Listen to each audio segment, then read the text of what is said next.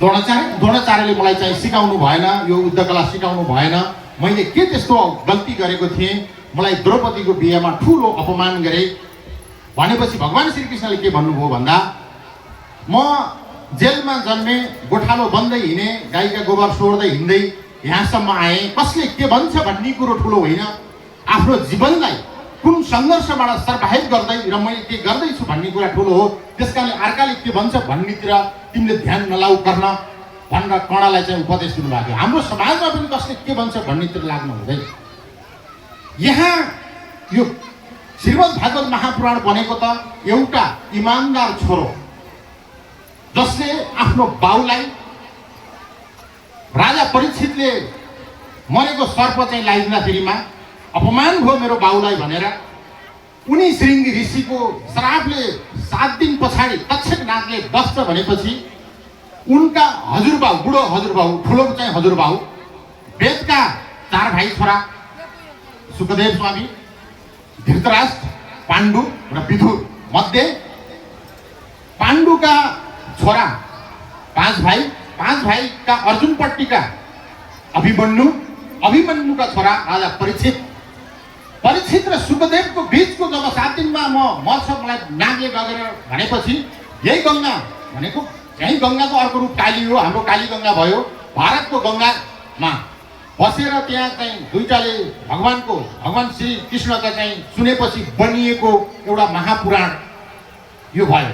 त्यस कारणले तत्कालीन टाइममा यो यहाँ छैन श्रीमद् भागवतमा, तर महाभारतमा के भनेको छ भन्दा भगवान श्रीकृष्णले 5 पाण्डवलाई, मलाई अहिलेको समाज देख्दा मलाई ठ्याक्कै त्यही लाग्छ। भगवान श्रीकृष्णले 5 पाण्डवलाई तपाईँहरू जङ्गलमा जानुहोस्, तपाईँले के देखेर आउनुहुन्छ? सबै घुमेर आए। पहिलोचोटि युधिष्ठिर महाराज आउनुभयो। युधिष्ठिरले जङ्गलमा के देख्यो? युधिष्ठिरले उत्तर दिनुभयो, मैले त 2टा सोड भएको हात्ती देखेँ। ठिक भन्यौ, कलियुगमा यस्तै किसिमका मान्छे हुन्छन् जुन भन्छन् एउटा गर्छन् एउटा र त 2टै वडबाट शोषण गर्छन् भन्नुभयो। त्यो अधिकांश कलियुगमा छ। दोस्रो, भीम गए।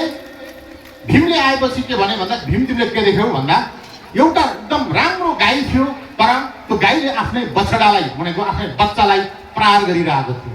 कलियुगमा त्यो न बाउ न आमा, अलिकति त्यस्तो किसिमको बच्चाहरूमा गरिने व्यवहार कुनै कालखण्डमा, सबैमा त छैन, त्यस्तो पनि देखियो। अर्जुन आए। अर्जुन तिमीले के देख्यौ भन्दा एकदम सुन्दर पुँख भएको पन्छी थियो, तर त्यसले मासु खाइरहेको थियो। कलियुगमा त्यस्तै मान्छेहरू हाबी हुन्छन्, त्यो देख्दा बुझेको संस्कार बुझे जस्तो हुन्छ, तर उसले गल्ती गरिरहेको।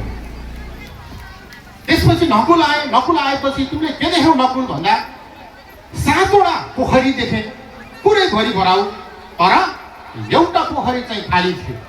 कलियुगमा त्यस्तै हुनेछ। मान्छेहरू फोकटमा पैसा खर्च गर्छन्, तर नजिकको भोको अथवा कोही भोको मान्छेलाई देख्दैन। लास्टमा आए सहदेव तिमीले के देख्यौ भन्दा भयङ्कर ठुलो पत्थर सारा लडाउँदै गइरहेको थियो, तर एउटा सानो बिरुवाले रोकिदियो। कलियुग त्यही हो। भगवान श्रीहरिको एउटा सानो पूजा आराधना जप ध्यानले यी सारा चाहिँ कुराहरूलाई रोक्ने छ भनेर भन्नु। मलाई कहिलेकाहीँ के लाग्छ भन्दा यी चाहिँ भएका थिए भन्ने लाग्छ। तपाईँहरूले यो कार्य गर्नुभयो, म तपाईँलाई नपच्ने, जसमा माफ पाउनु होला। कहाँ यहाँ के छ, कसरी यहाँ छ, केही थाहा भएन।